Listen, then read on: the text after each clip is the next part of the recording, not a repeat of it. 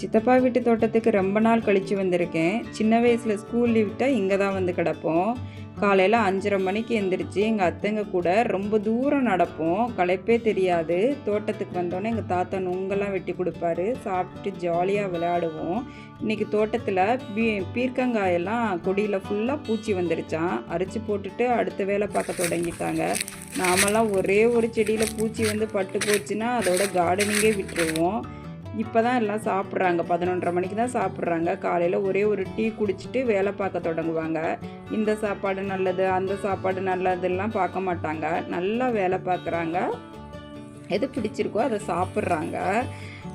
அவ்வளோ வெயில் அடிக்குது. இந்த வெயிலெல்லாம் நம்ம நின்னோன்னா சுருண்டு விழுந்துருவோம். இது காட்டு கருவேப்பிலை, இதெல்லாம் அவங்க சீண்டி கூட பார்க்குறதில்ல.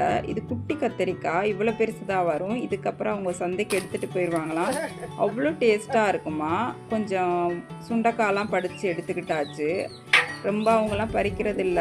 வழியில் வாழை மரம்லாம் சாஞ்சு கிடந்தது. அந்த கொலையெல்லாம் யாருமே எடுக்கிறதில்ல. வாழைப்பூ கொஞ்சம் பறித்து எடுத்துக்கிட்டாச்சு. நீட்ட புடலங்காலாம் அறுவடை பண்ணி சந்தைக்கு எடுத்துகிட்டு போகிற வழியில் உடஞ்சி போச்சுன்னா மக்கள் நாமெல்லாம் வாங்குறதே இல்லையா. நன்றி.